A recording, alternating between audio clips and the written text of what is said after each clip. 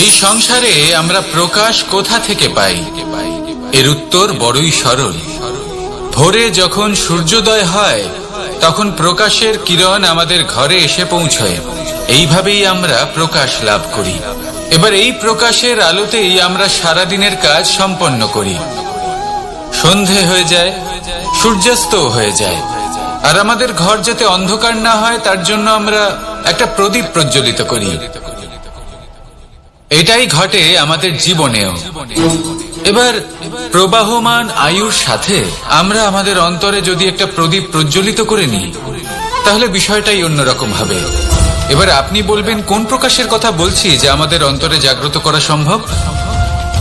আমাদের আত্মার মাঝে প্রেমের প্রকাশ জাগ্রত করার কথা বলছি।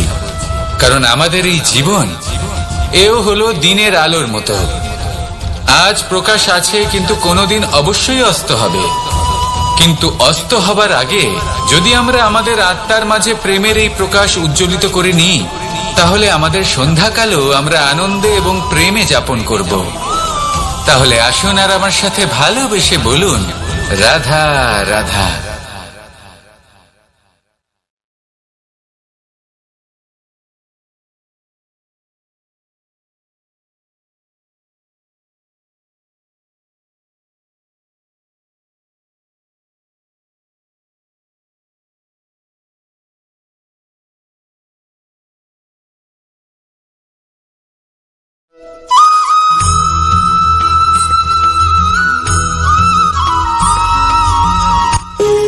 যখন মানুষের মৃত্যু হয় তখন কি হয়? অনেক সংখ্যক মানুষ শোক পালন করতে চলে আসেন। যে ব্যক্তি মৃত্যু লাভ করেছেন তার অনেক বস্তু থাকে যেগুলো তার প্রিয়, যেগুলো তিনি ব্যবহার করেছেন। তার শয্যা, তার বস্ত্র, তার আভূষণ সবকিছু তার থেকে বিচ্ছিন্ন করা হয় এবং খালি হাতে তাকে শ্মশানের উদ্দেশ্যে রওনা করা হয়। আমি আপনাকে এই প্রশ্ন করতে চাই, আপনি এই সংসারে কি অর্জন করেছেন? ধন সম্পত্তি, বস্ত্র, আভূষণ, এই সবকিছু যে আপনি অর্জন করেছেন আপনার মৃত্যুর পরে তা আপনার থেকে দূর হয়ে যাবে। এর উত্তর হলো একটাই, আপনার কর্ম। শুধু সেটাই আছে যা একান্ত আপনার, আর শুধু সেটাই এই সংসার থেকে চলে যাওয়ার পরেও সংসারেই জীবিত থাকবে। যদি আপনি দুষ্কর্ম করেন তাহলে এই সংসার আপনাকে একটি অনুচিত উদাহরণ হিসেবে মনে রাখবে যে এই ব্যক্তি খুব পাপী ছিল, অনুচিত কর্ম করতেন। যে পথে তিনি চলেছেন সেই পথে কারোর চলা উচিত নয়। সেখানেই যদি আপনি সৎকর্ম করেন তাহলে সংসার চিরকাল এটাই বলবে যে খুব ভালো মানুষ ছিলেন, সবাইকে ভালোবাসতেন, সবাইকে সাহায্য করতেন, আমার খুব প্রিয় মানুষ ছিলেন। এটাই হলো শ্রেষ্ঠ কর্ম। সেই জন্য জীবনে শুধুমাত্র ধন সম্পত্তি, আভূষণ এই সব অর্জন করতে গিয়ে নিজের মনোনিবেশ করবেন না। শ্রেষ্ঠ কর্ম করুন। সংসার থেকে চলে যাওয়ার পরেও এই কর্মই এই সংসারে আপনাকে জীবিত রাখবে। আসুন আমার সাথে ভালোবেসে বলুন, রাধা রাধা।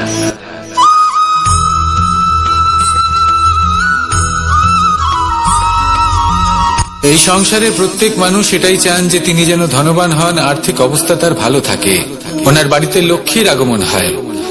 কিন্তু সেটা হবে কি করে, সেটাই হলো প্রশ্ন। কেউ বলেন যে যদি পরিশ্রম করো তাহলে ধন অর্জন সম্ভব, কেউ বলেন যে যদি বিদ্যা লাভ হয় তবেই ধন অর্জন সম্ভব, কেউ বলেন যে যদি বলশালী হও তবেই সম্পন্ন থাকবে। ভালো কথা, যদি তাই হয়ে থাকে তবে দিনমজুর সারা দিন পরিশ্রম করেন, তিনি কেন ধনী হন না?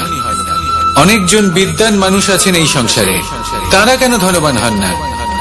অনেক সংখ্যক বলশালী ব্যক্তি আছেন, তাদের কাছে ধন নেই কেন? তাদের কেন ধনের অভাব হয়? আবার এমনও কিছু মানুষ আছেন যারা পরিশ্রম করেন, তারা দিনমজুর, কিন্তু তারা ধন অর্জন করতে পারেন। কিছু বিদ্বান ব্যক্তি আছেন যাদের কাছে অধিক মাত্রায় ধন রয়েছে। কয়েকজন বলশালী ব্যক্তি রয়েছেন যাদের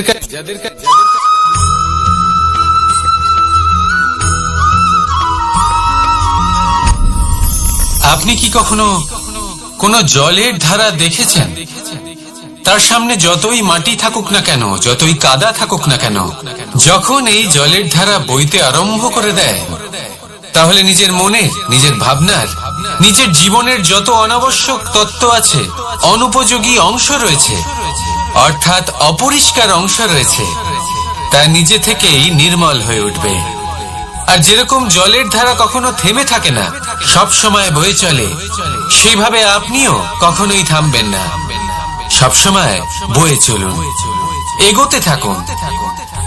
পথে যদি অনেক বিপদ আসে, সমস্যা আসে, থামবেন না, তার উপর নিরন্তর প্রহার করুন, নিরন্তর প্রয়াস করুন আর অগ্রসর হন।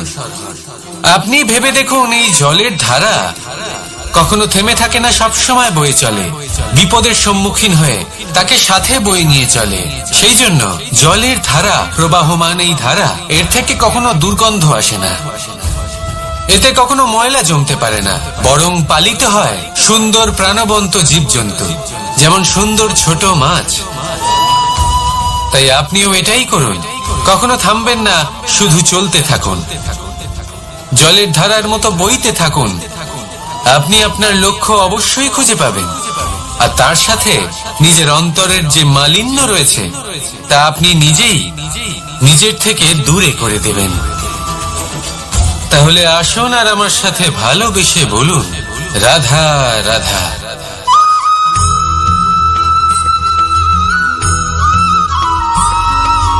ফিরে আসছিলেন এবং তাদের ফেরার পথে হঠাৎ করে কোথাও থেকে একটি বাছুর চলে এলো। এই দুই বোন ভয়ভীত হয়ে গেলেন, আর তাদের হাত থেকে সেই আটা পড়ে গেল, মাটিতে মিশে গেল। এবার এই পুরো ঘটনাক্রমে যদি কারোর বিন্দুমাত্র লাভ হয়ে থাকে, বিন্দুমাত্র আনন্দ পেয়ে থাকে, তাহলে সে কে? সেই ছোট বোন, যিনি মাঝে মাঝেই গমের দানা তুলছিলেন এবং খাচ্ছিলেন। কিছুটা হলেও উনি আনন্দ লাভ করেছিলেন। এবার এরকমই হলো আমাদের জীবনে ভক্তি এবং ভালোবাসা সংক্রান্ত বিষয়। মানুষ নিজের জীবনের দৈনিক কাজে এতটাই ব্যস্ত হয়ে পড়েন, প্রত্যেকদিন শুধু কাজ কাজ কাজ কাজ করতে থাকেন, আর তাতে ভক্তি এবং ভালোবাসার জন্য সময় বার করতেই পারেন না। দেখুন, জীবনে ভক্তি আর প্রেমের এই যে ছোট ছোট মুহূর্ত আছে, এগুলো যদি আপনি যাপন করতে পারেন, তাহলে তাতেই আপনি তৃপ্তি লাভ করবেন। বাকি সবই আপনার ব্যর্থ বলেই মনে হবে। জীবনে যখনই আপনি কোনো কাজ করবেন, ঈশ্বরের প্রতি সমর্পিত হয়ে সেই কাজ করুন। আর যখনই সময় পাবেন, তাহলে সেই সময় নিজের আপনজনদের দিন, যাদের আপনি ভালোবাসেন, তাদের প্রতি যত্নবান হন, তাদের শুভাকাঙ্ক্ষী হন।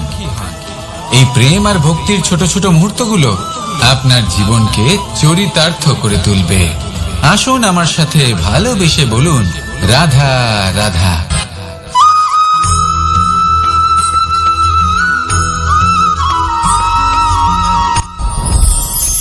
সাথী, সাথী এই শব্দটির ব্যাখ্যা কে কিভাবে করে? মিত্র, সখা, বন্ধু। কিন্তু অর্থ একটাই, তিনি যিনি আপনার সঙ্গী হন, আর তিনি যার সাথী আপনি হন। এবার সব থেকে বড় প্রশ্ন হলো এটাই যে তিনি কে হতে পারেন যাকে আপনি আপনার সাথী বলে মেনে নিতে পারেন, নিজের সখা, নিজের মিত্র, নিজের বন্ধু মেনে নিতে পারেন। আপনার সাথী হলেন তিনি যিনি দুঃখের সময় আপনার পাশে থাকবেন, আপনার হাত ধরে থাকবেন। আপনার সাথী হলেন তিনি যার হাত আপনি নিজের সুখের দিনে ধরে থাকবেন। সেই সাথীরই হাত ধরুন যিনি দুঃখে সবসময় আপনাকে সাহায্য করার জন্য তৎপর হয়ে থাকেন, আপনার পাশে থাকেন, আর যাকে সুখের দিনে আপনি আপনার সাথে রাখতে পারেন। আর যখন আপনার সাথে আপনার এই সাথী থাকবে, তখন আপনি এটা বুঝবেন যে যখন জীবনে দুঃখ আসে, তখন এই দুঃখ কমে যায়, সবার মধ্যে ভাগ হয়ে যায়। আর যদি তখন সুখ আসে, তাহলে সেটা সবার উপস্থিতিতে আরো বেড়ে যায়। এটাই হলো প্রেম, এটাই হলো ভালোবাসা, এটাই হলো সঙ্গ। যেমন সম্পর্ক আমার আর রাধার মাঝে। তাহলে আসুন আর আমার সাথে ভালোবেসে বলুন, রাধা রাধা।